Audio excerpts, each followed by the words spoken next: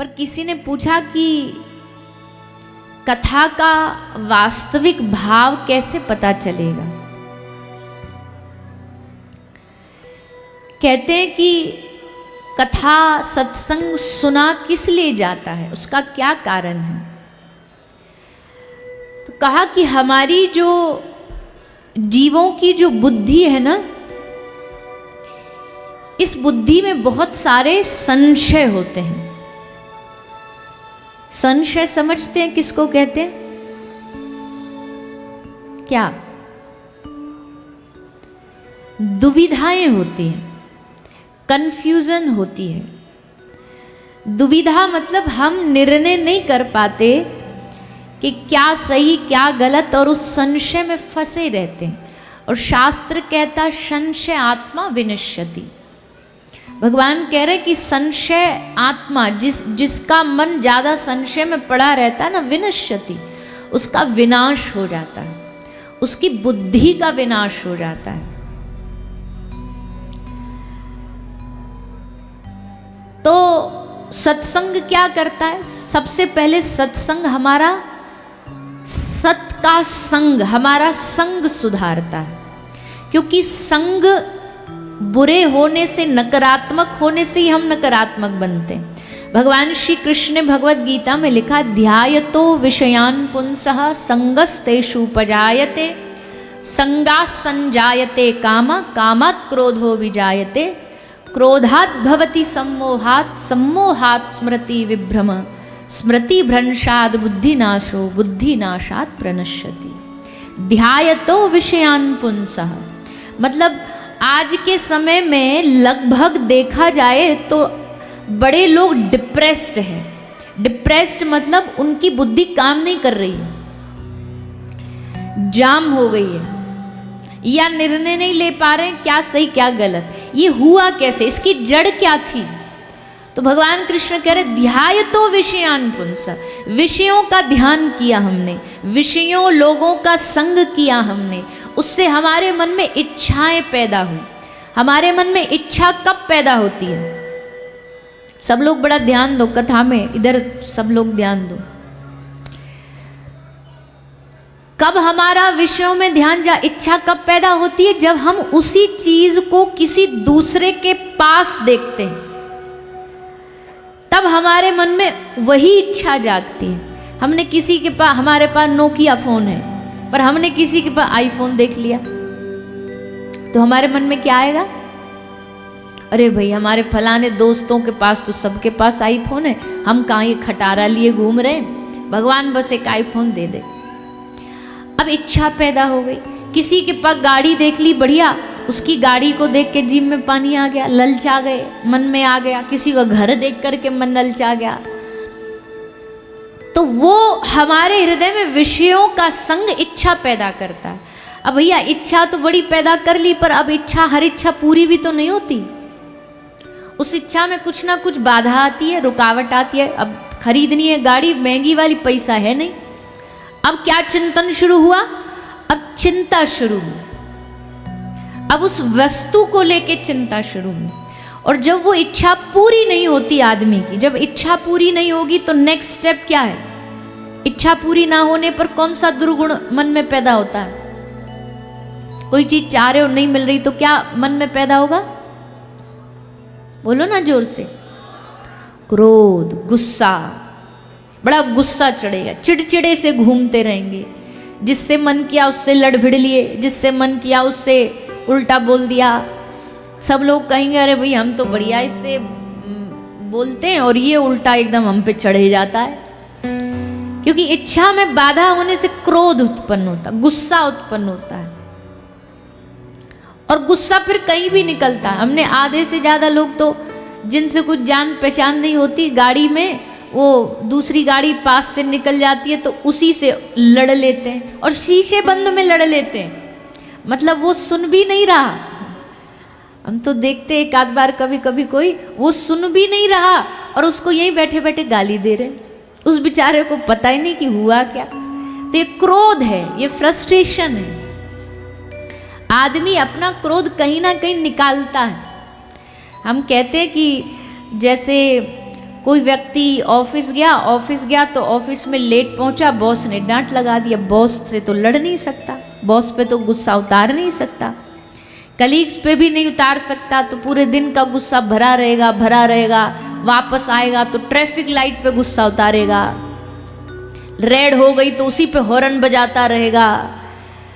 फिर घर आएगा, दरवाज़ा खुलेगा, धर्म पत्नी जी आएंगी, वो बड़े खुश होके आती हैं कि चलो जी एजी ओजी आ गए ऑफिस से, तो बड़ी खुश होके दरवाज़ा खोलती है, उनको बिठाती है, विराजमान करती है, फिर पूछती है बताइए जी क्या खाएंगे, क्या पिएंगे, चाय पिएंगे, कॉफ़ी पिएंगे। तो गुस्से में अब पूरा गुस्सा कहाँ उतरेगा? मैया बताइए ना, ये तो अनुभव का विषय होगा आपका। तो जब वो पूछती है चाय पिएंगे, कॉफ़ी पिएंगे, बोले तेरा खून पीऊंगा। तो वो बेचारी अब वो भी गुस्सा में आ जाती है कि मैं तो इतने बड़े दिन भर से इंतजार कर रही थी इनका, और सोची थी आएंगे तो प्यार से बोलेंगे, प्यार से बात करेंगे, तो बिना बात ही एकदम। तो अब वो गुस्सा हो जाती है, अब वो अपना गुस्सा कहाँ उतारेगी? आहा हा हा, कितना अनुभव है, रग रग में अनुभव भरा पड़ा है। बच्चों का विचारों का क्या कसूर, 8-10 थप्पड़ तो बेचारे ऐसे ही खा लेते बच्चे। माता पिता के गुस्से में उनको कूटा जाता है, उनकी कुटाई होती है। तो बच्चा आता है mummy mummy mummy mummy mummy, एक झापड़ मारती है खींच करके, बच्चे के पूरे तार खुल जाते, दिमाग के चांद तारे दिख जाते। बच्चा सोचता अभी 2 मिनट पहले तो कह रही थी तू मेरा रसगुल्ला है, तू मेरा चांद का टुकड़ा है, कलेजे का टुकड़ा है, कलेजे का टुकड़े कूट दिया। तो अब वो बच्चे पे उतारती है, बच्चा भी गुस्सा होता है, और वो कहाँ उतारता है? हाँ, वो अपना कोई उठा करके गाड़ी फेंक के मारेगा, बस्ता फेंक के मारेगा, बैग पेंसिल का डब्बा फेंक करके मारेगा। तो भैया ऐसे ही चलता है। क्रोधात् भवति सम्मोहात्, सम्मोहात् स्मृति विभ्रम। गुस्से से क्या होता है? गुस्से से स्मृति विभ्रम, यानी कि हमारी जो स्मृति है ना, याददाश्त की शक्ति है, जो हमारी मेमोरी है, वो क्षीण होती चली जाती है। गुस्सा क्या करता है? हमारी स्मृति का नाश करता है, और स्मृति का नाश होने से बुद्धि का नाश होता है, और बुद्धि का नाश होने से बुद्धि नाशात् प्रणश्यति। बुद्धि गई तो मतलब फिर डॉक्टरों के पास उसको घोषित कर दिया जाता है आप डिप्रेशन के मरीज हैं, अब गोली खाइए। ये बुद्धि का नाश हो गया। तो भैया ऐसे ही करते करते करते करते, पर अब इस सब की जड़ देखो, जड़ कहाँ से शुरू हुई? विषयों का ध्यान और विषयों का संग करने से। जब आप विषयों से दूर हो करके जब भगवत रसिक जनों का संग करने लग जाओगे तो भी आपके मन में इच्छा पैदा तो होगी, पर अब इच्छा संसारिक नहीं होगी। अब इच्छा क्या होगी? वृंदावन चले जाएं। अब इच्छा क्या होगी? ठाकुर जी को पालें। अब इच्छा क्या होगी? भगवान की प्राप्ति कैसे हो, कृष्ण दर्शन लालसा, ये इच्छा पैदा होगी। और ये इच्छा नाश नहीं करती, ये इच्छा जीवन को बनाती है। ऐसी इच्छा तो भगवान सबके हृदय में पैदा कर, ऐसी इच्छा तो जीवन का निर्माण करती है।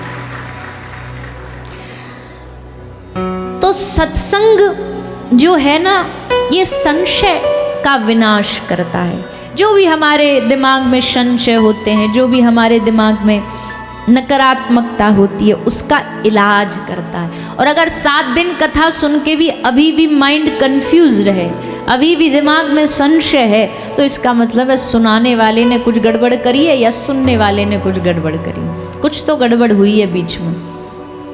7 दिन कथा सुना दी, और एक बाबा थे, वो गांव में राम कथा करने गए।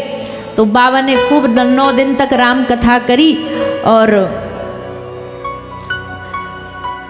रोज बोलते थे राम जैसा देव नहीं और रावण जैसा दैत्य नहीं। रोज ये कथा सुनाते थे, राम जैसा देव नहीं, रावण जैसा दैत्य नहीं। पूरे 9 दिन कथा सुनाई, बाबा जी चले गए। उसके बाद पूरा गांव बड़ी अच्छी कथा, बड़ी अच्छी कथा। क्या बोले, क्या सुनाया? बोले रावण जैसा देव नहीं और राम जैसा दैत्य नहीं। ये सुनाया बाबा जी ने, बड़ी सुंदर बात सुनाई। तो बाबा जी का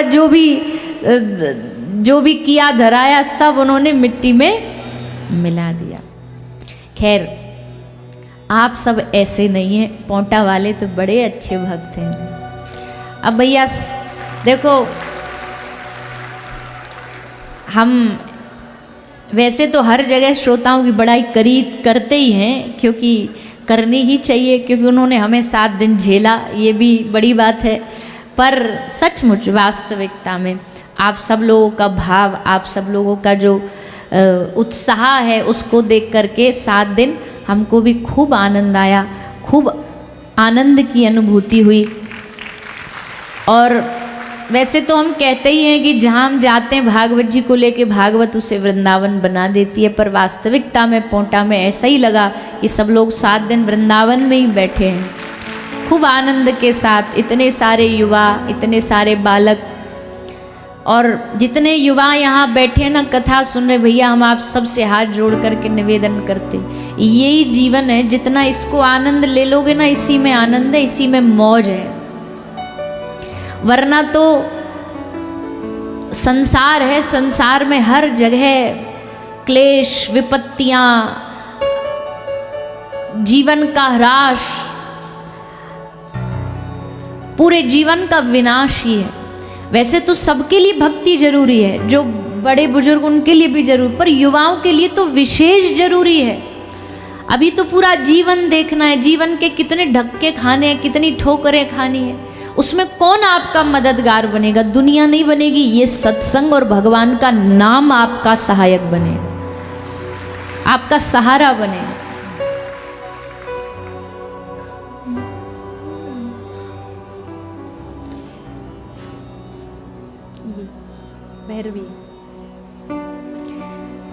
संसार में लोग कहते, अरे युवा सत्संग सुनने लग जाएं तो लोग कहते, अरे क्या जरूरत है इसकी, क्या आवश्यकता है इसकी। काम क्रोध मद लोभ निहारू, छाड़ दियो सब संत जना, कहे नानक सा सुनो भगवंता, या जग में ना को अपना, सुमिरन कर ले मेरे मना। पंछी पंख बिना, हस्ती दंत बिना, नारी पुरुष बिना। हरि नाम बिना नर कैसा है? पंछी पंख बिना, पंछी का पंख बिना कोई अस्तित्व है? मर जाएगा, कोई अस्तित्व नहीं, पड़ा पड़ा भूखा एक ही जगह सड़ जाएगा। हस्ती दंत बिना, हाथी के दांत ना हो तो उसका अस्तित्व नहीं। नारी पुरुष बिना, जैसे पुत्र पिता बिन हीना, तैसे पुरुष हरि नाम बिना, सुमिरन कर ले मेरे मना। श्री नानक देव कहते हैं, भैया भजन बिना जीवन ना बस बाहर से दिखने में ही अच्छा लगेगा। आप बोलोगे कि आप बोल रहे हो भजन के बिना जीवन कुछ नहीं है, हमने तो ऐसे ऐसे लोग देखे भजन करते नहीं, जीवन में देखो कितनी मौज है। पर मौज किसको कह रहे हो आप? क्या है मौज उनके जीवन में? भैया दूर से तो सब दिखने में बढ़िया ही लगता है, पूछो उनसे जा करके, उनके चित्त से जाके पूछो, तुम आनंद में हो? अरे भैया अगर तुमको अपना मानते होंगे ना तो रो देंगे अपने दुखड़े तुम्हारे सामने। और वहीं तुम ब्रज का, वृंदावन का कोई साधु महात्मा जिसके पास एक ही लंगोटी है जीवन में, एक ही कमंडल है, उसके अलावा कुछ नहीं उसके पास, बैंक बैलेंस जीरो, रुपया जीरो, कपड़ा जीरो, और उससे जाके पूछो बाबा जी राधे श्याम सीताराम बाबा कैसे हो? बाबा कहेंगे बेटा बड़ी मौज में हूँ, बड़े आनंद में हूँ, बड़ी मस्ती में हूँ। क्यों? क्योंकि उनके जीवन में हरि नाम है। हरि नाम बिना नर फीका है, जैसे नमक बिना रसोई है। सब्जी कितनी भी आकर्षित बना लो, कितने भी मसाले डाल लो, कितने भी गरम मसाले वैरायटी डाल लो, पर नमक नहीं होगा ना तो सब्जी का स्वाद नहीं आएगा। दिखने में अच्छी लगेगी सब्जी पर स्वाद नहीं देगी। वैसे कुछ लोग का जीवन दिखने में अच्छा है पर स्वादिष्ट नहीं है, क्योंकि नमक नहीं है, हरि नाम नहीं है, भजन नहीं है। अगर आपको अपने जीवन को सुंदर बनाना ना, बढ़िया बनाना, तो भैया हरि नाम भजन करो। युवाओं से प्रार्थना है, गलत चीजों से, गलत नशे से दूर रहो। क्यों नशे में भटक रहे हो? क्यों नशे में पड़ करके अपना जीवन बर्बाद कर रहे हो? क्या मिलेगा तुमको उस नशे में? अरे भैया, नशा ही करना है तो आओ इस कथा पंडाल में आओ, तुमको ऐसा नशा कराया जाएगा कि इससे कभी बाहर नहीं निकल पाओ। गुरु नानक देव कहते हैं, और नशे सब रेंगने उतर जाएं प्रभात। दुनिया के जितने नशे ना सुबह होते होते तक सब जीरो हो जाते हैं। किसी ने कहा कि मैं शराब इसलिए पीता हूँ कि मैं नशे में पड़ जाऊँ, दुख दूर हो जाए। पर कितनी देर तक नशे में रहोगे भैया? एक ही रात तो नशे में रखेगी, सुबह होते होते तक नशा उतर जाएगा। और नशे सब रेंगने उतर जाए प्रभात, पर नाम खुमारी नानका चढ़ी रहे दिन रात। नाम की खुमारी में व्यक्ति दिन रात डूबा रहता है। नाम की खुमारी में पड़ गया तो फिर उसे कुछ अच्छा नहीं लगता। क्या करोगे मदिरा पान करके? पीना है। एक शायर कहता है कि जाम पर जाम पीने से क्या फायदा, रात को पी सुबह को उतर जाएगी। जाम पर जाम पीने से क्या फायदा, रात को पी सुबह को उतर जाएगी। पर अपने मोहन से ऐसी तू नजरें मिला, सारी उम्र नशे में गुजर जाएगी। सारा जीवन नशे में गुजर सकता। 7 दिन से हम आपको पिला रहे हैं कि नहीं पिला रहे हैं? बोलिए ना, नशा चढ़ रहा है कि नहीं चढ़ रहा है? इस नशे के सामने दुनिया का कोई नशा अच्छा है? भगवान के नाम से बड़ा क्या नशा हो सकता है? पूछो महादेव से। राम राम राम राम राम राम। गोस्वामी तुलसीदास जी इस भगवान नाम पर, हरि नाम पर वारी वारी जाते हैं। भैया, इस नाम पर तुलसीदास जी अपना पूरा जीवन न्यौछावर कर देते हैं। नाम उपासना को गोस्वामी जी कहते हैं, नाम की उपमा गोस्वामी जी ने मणि से दी। प्रकाश की उपमा जब भी दी जाती है उजाले की, तो दीपक से, दिए से दी जाती है। पर गोस्वामी जी ने कहा कि ना, राम नाम क्या? राम नाम मणि दीप धरु, जीह देहली द्वार, तुलसी भीतर बाहिर हूँ, जो चाहे उजियार। आहा, तुलसीदास जी कहते राम नाम दिया नहीं है, दीपक नहीं है। क्योंकि दीपक के लिए तो क्या क्या चाहिए? नहीं कछु चाहिए दिया घृत बाती। दीपक जलाने को तो दिया चाहिए, बाती चाहिए, घी चाहिए, माचिस चाहिए। पर नहीं कछु चाहिए दिया घृत बाती, परम प्रकाश रूप दिन राती।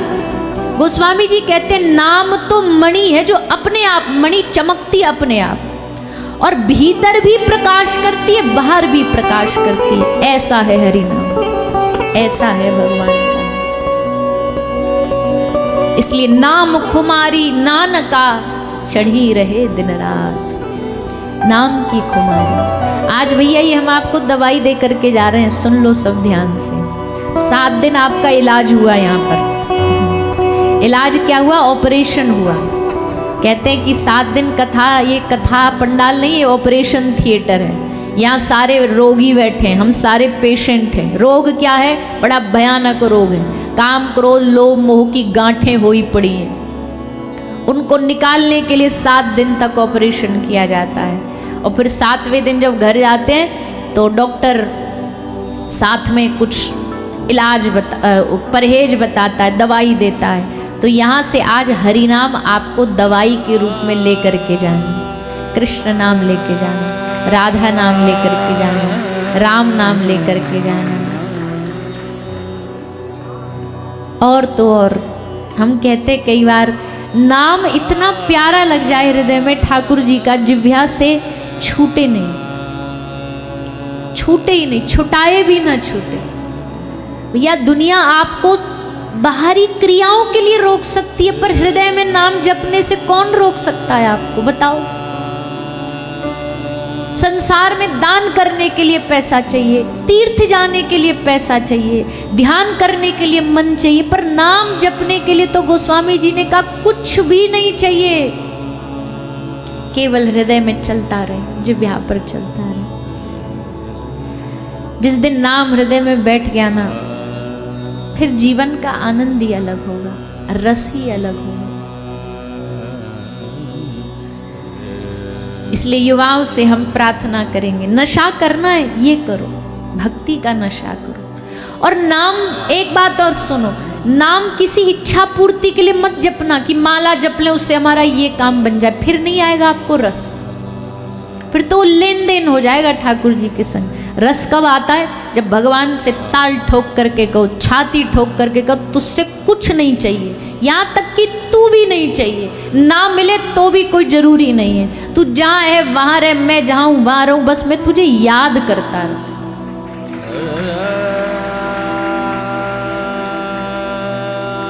भगवान के मिलन में उतना आनंद नहीं, याद में आनंद है। गोपी मिलती थोड़ी थी ठाकुर जी से, मिली तो बस 11 साल, पर 100 साल क्या किया? याद, बस कृष्ण को याद किया हर पल हर क्षण। एक ब्रज में एक हवा से पत्ता भी हिल जाता था ना, तो गोपी का ध्यान एकदम भंग होता और उससे लगता कोई आ गया। कौन आ गया? श्याम सुंदर आ गए, कृष्ण आ गए। कोई घर के दीवार पर कोई कौआ काव काव करता ना, तो यशोदा मैया कहती आहा हा हा, अरे वाह, कहते कौआ बोलता तो घर में कोई आता है।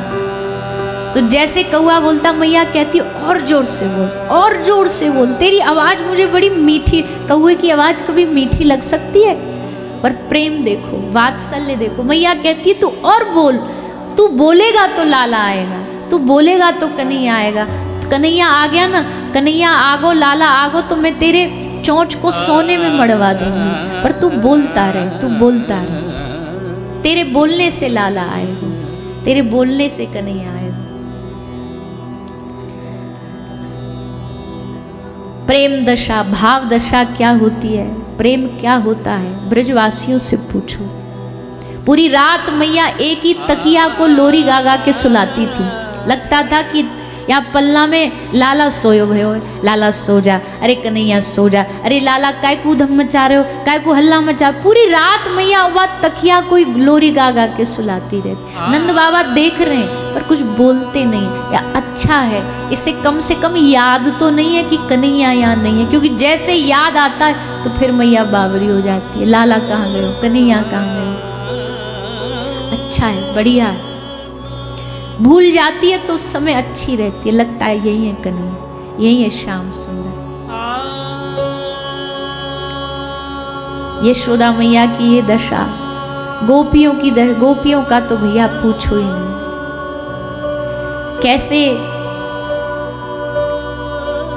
कैसे विरह में एक एक क्षण युग के बराबर लगता है, ये कोई गोपियों से पूछे। एक क्षण युग के बराबर, एक पलक झपकना जिनको युग के बराबर लगता था। गोपियां कहती थी ये विधाता है ना, ये जो ब्रह्मा है ये मूढ़ है, इसको दुनिया बनानी नहीं आई। पूज्य पाठ श्री राधा बाबा जी का भाव है। पूज्य बाबा महाराज कहते थे एक दिन श्री किशोरी जी से सब सखीन ने पूछी कि हे श्यामाजू, हम श्याम सुंदर को कभी देख नहीं पाती हैं, उनसे नजरें मिला नहीं पाती, क्योंकि हम सखी मंजरी भाव में बस आपके चरणों में ही हमारा मन अटका रहता, हमें पता ही नहीं वो दिखते कैसे। तो आप बताओ ना श्याम सुंदर कैसे दिखते हैं। तो जैसे बोला तो श्री जी रोने लग गए। सखीन ने पूछा क्या हुआ, क्यों रो रही हो आप, हमसे कोई भूल हो गई प्यारी जो? बोले नहीं, पर तेरा जो मनोरथ है ना मैं वो पूरा नहीं कर पाऊंगी, क्योंकि मैंने आज तक श्याम सुंदर को देखा ही नहीं। सखी कह रही क्या बात कर रही हो, आप निरंतर उनके साथ रहती हैं, दिन भर उनके साथ रहती हैं। बोले छन छन में शोभा पलटावे, को सखी कहो कैसे उड़ावे, हर पल अपनी शोभा पलटाता, एक क्षण में कुछ और लगता, एक क्षण में कुछ और लगता। और ऊपर से ये जड़मती ब्रह्मा कैसी सृष्टि बनाई, क्या ये 2 हाथ दे दिए, 2 पांव दे दिए, 2 नैन दे दिए, पर उस पर दे दी पलक। ता पर पलक करती है बाधा, पलक झपकती हैं तो ऐसे लगता है क्यों ये पलक बनाई विधाता ने। श्री किशोरी जी कहती सखियों से, अब मैं एक नया ब्रह्मांड बनाऊंगी, मैं निर्माण करूंगी एक नई दुनिया का, और उस दुनिया में मानव का निर्माण भी मैं करूंगी, और उसमें 2 आंख नहीं बनाऊंगी, रोम रोम प्रति नयन बनावे, हर रोम में आंखें होंगी, तब जाकर के कहीं श्याम सुंदर का रूप में देख पाऊंगी, क्योंकि इन 2 आंखों से तो संभव नहीं, देख नहीं पा सकती। ऐसा विरह, ऐसी वेदना कहाँ मिल सकती है भैया। इस विरह, इस वेदना में कोई कहता हो गोपी दुखी थी इसलिए रोती थी, नहीं।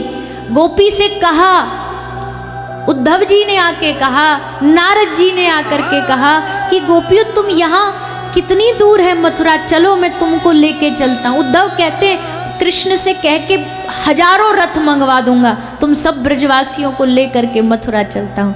गोपियों ने कहा नहीं उद्धव, हमें नहीं जाना, कृष्ण से नहीं मिलना। बोले मिलना तो है पर ऐसे नहीं मिलना,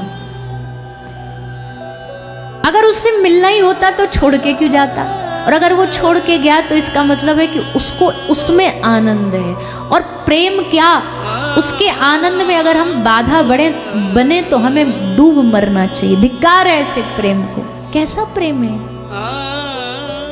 वो दूर रहे ये उसकी मर्जी, मैं याद करूं ये मेरी मर्जी, मैं उसके याद में डूबा रहूं ये मेरी मर्जी। और उद्धव एक बात और सुन, कह देना उसको, वो ये सोच रहा है मथुरा में बैठा बैठा कि अच्छा रहा इन ब्रज के लोगों से मेरा पल्ला छूटा, अब कोई मिलन नहीं होगा। पर उद्धव, हम भी पक्की खिलाड़ी हैं, हमारे पास भी एक रास्ता है कृष्ण को पाने का। क्या रास्ता है? कृष्णा कृष्णा